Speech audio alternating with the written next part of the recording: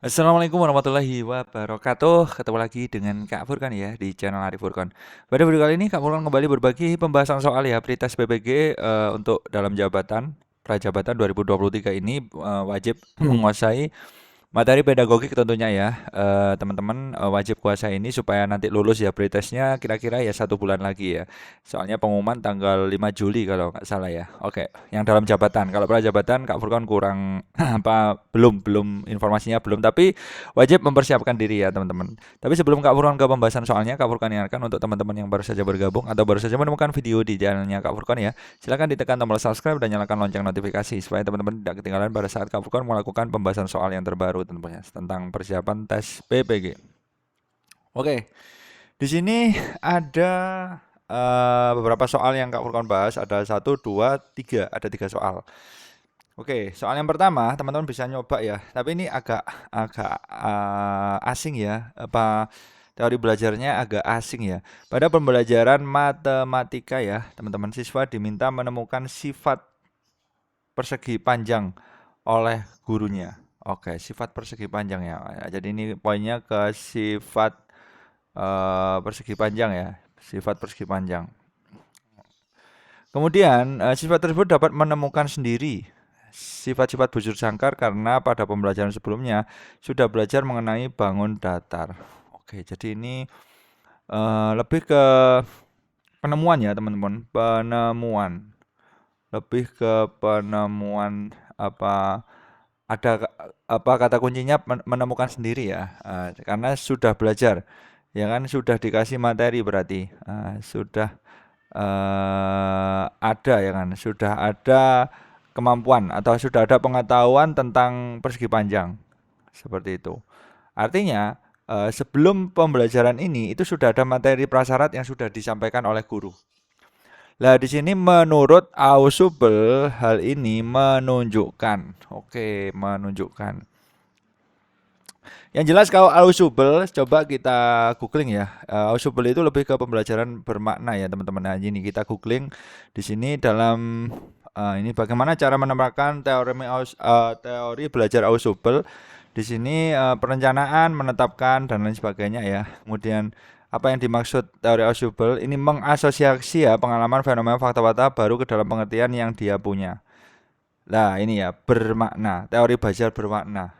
Nah, jadi lebih ke apa ya pembelajaran itu gimana caranya supaya bisa bermakna bagi peserta didik kita seperti itu. Kalau langkah-langkahnya itu sama ya teman-teman, tetap tidak ada perbedaan yang cukup signifikan antar teori belajar. Yang penting adalah ciri khasnya. Jadi kalau Ausubel teman-teman kunci pokoknya aja Ausubel ya kan. Ausubel kalau teman-teman berjumpa ya berjumpa dengan soal Ausubel itu cari aja yang pembelajaran bermakna. Guys, gitu aja. Jadi kalau kita menghafalkan teori belajar ya nggak mampu kita ya, nggak mampu ya kan. Oke, karena banyak banget dan itu mirip-mirip. Nah, jadi kita kalau teman-teman belajar itu ciri khasnya saja. Eh, oh, Burner, Burner ciri khasnya apa? Penemuan, ya kan penemuan terbimbing. Kooperatif ciri khasnya apa? Kelompok. Seperti itu. Jadi seperti itu kalau belajar. Kalau kita menghafalkan langkah-langkahnya ya cukup luar biasa ya. Oke, cukup luar biasa. Lupa nanti pas ujian. Nah, di sini ada menemukan ya, menemukan sendiri ini wajib ada karena di sini tidak bermakna nggak mungkin jadi pilihan ya. Nah, ini kan tidak bermakna, ada tidak bermakna ini tidak mungkin jadi pilihan karena bertentangan dengan teorema teori belajar Ausubel. Kemudian menerima ini nggak ada ya teman-teman ya. Menerima itu nggak ada karena di sini menemukan ya kan dengan penemuan yang bermakna. Berarti jawabannya adalah yang A. Seperti itu ya. Jadi nepisnya kayak gitu teman-teman. Jadi kita harus bisa menepis ya kan. Pilihannya ada banyak teman-teman sekiranya yang kalau kita menghafalkan semua teori belajar ya tidak mungkin. Intinya inti-intinya saja. Oke, soal selanjutnya. Sebelum pembelajaran ada kasus ya, Bu Fida mengajak siswanya untuk berdoa terlebih dahulu. Oke, ini bagian dari langkah ya, langkah pembelajaran. Ini langkah. Kemudian Memeriksa kehadiran siswa, oke, absen ya, dan menyampaikan manfaat materi yang akan dipelajari. Ini tujuan pembelajaran. Ya, ini tujuan. Sudah tersampaikan semua ya. Mantap jiwa. Hal ini bertujuan untuk mempersiapkan peserta didik menerima materi pelajaran. Pada awal pembelajaran, Bu Vida menayangkan sebuah video untuk menarik perhatian, kemudian Bu Vida memberikan latihan-latihan soal. Oke, jadi ini sudah ada muncul media ya. Ada medianya, videonya. Berdasarkan pemaparan di atas, Bu Vida menerangkan teori belajar behavioristik aliran apa? Oke, behavioristik itu macam-macam ya teman-teman ya. Jadi, tapi sebenarnya ini bisa ditepis sih teman-teman ya. Tapi coba kita intip ya kan, behavioristik itu seperti apa. Nah, ini ada beberapa persyaratan yang harus dipenuhi ya. Ada beberapa persyaratan yang harus dipenuhi kalau kita menggunakan teorema behavioristik aliran Trondijk ya kan, yang Trondijk. Ini sesuai dengan Bu Vita tadi, coba teman-teman perhatikan ada menyiapkan diri ya kan, menyiapkan diri dengan cara tadi ada berdoa ya kan, ada berdoa, kemudian apa tadi absen ya kan, absensi ya. Ini kan menyiapkan diri. Ini hukum ini adalah keberhasilan belajar seseorang sangat tergantung dari ada dan tidaknya kesiapan. Nah, jadi ini sudah dilakukan oleh Bu Vida yaitu berdoa dan absensi. Kemudian hukum latihan, law of exercise. Nah, di sini hubungan stimulus dan respon akan semakin kuat manakala terus-menerus dilatih atau diulang. Sebaliknya hubungan stimulus respon akan semakin lemah manakala tidak pernah diulang. Akan semakin dikuasailah pelajaran tersebut. Nah, ini sudah dilakukan oleh Bu Vida. Tadi apa melakukan apa? Ini untuk menarik perhatian, kemudian memberikan latihan-latihan soal. Nah, di sini sudah ada pertama diberikan video ya kan, diberikan video.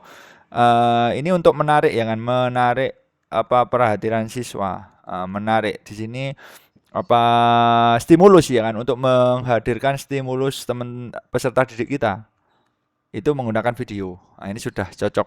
Kemudian yang terakhir adalah hukum efek law efek.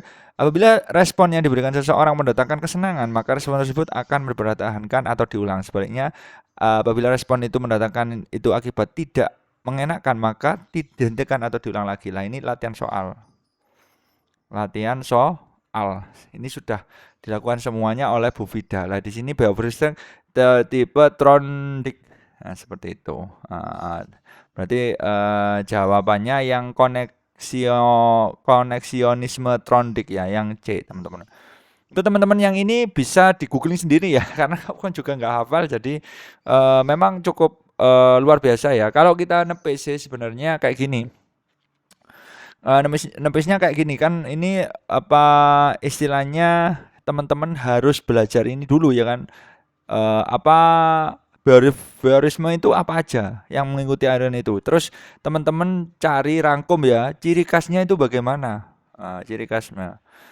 Jadi kalau di sini lebih ke pengkondisian sih, yang apa kok pengkondisian itu lebih ke apa ya, menyiapkan ya kan.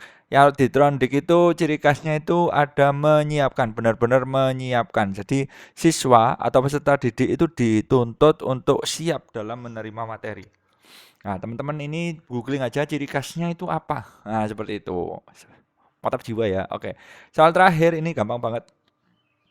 Ada tujuan pembelajaran yang menggambarkan proses dan hasil belajar yang diharapkan dicapai oleh peserta didik sesuai dengan kompetensi yang dimuat dicantumkan dalam. Oke, jadi ini ada tujuan pembelajaran. Tujuan pembelajaran. Kalau di silabus ada ya, silabus ada, silabus dan RPP ya, silabus dan RPP ada. Oke, oke. SKL juga, SKL nggak ada ya, kurikulum nggak mungkin ya. Antara silabus dan RPP. Coba teman-teman bandingkan ya, tujuan pembelajaran. Tapi di sini menggambarkan proses, artinya di sini dicantumkan ada IPK-nya, ya kan? IPK-nya itu bagaimana prosesnya, ya kan? Bagaimana prosesnya? Bagaimana prosesnya? Proses suatu tujuan itu dapat tercapai itu indikatornya seperti apa? Eh, atau IPK itu lebih dikenal adalah indikator pencapaian kompetensi ya. Indikator pencapaiannya itu bagaimana. Eh, jadi siswanya itu ngapain aja? Apa di tujuan ini ngapain aja? Berarti kalau di silabus itu sepertinya tidak ada. Kalau silabus RPP otomatis jelas salah. Berarti jawabannya adalah yang RPP karena ada ciri khasnya yaitu tadi tujuan diuraikan, digambarkan dalam proses dan hasil belajar seperti itu. Seperti itu dulu pembahasan soal dari Kak Furqan, mudah-mudahan memberikan pencerahan ya untuk teman-teman yang belajar menyiapkan diri menghadapi prioritas BPK, semoga lulus dengan nilai terbaik. Salam semangat terus dari Kak Furqan. Wassalamualaikum warahmatullahi wabarakatuh.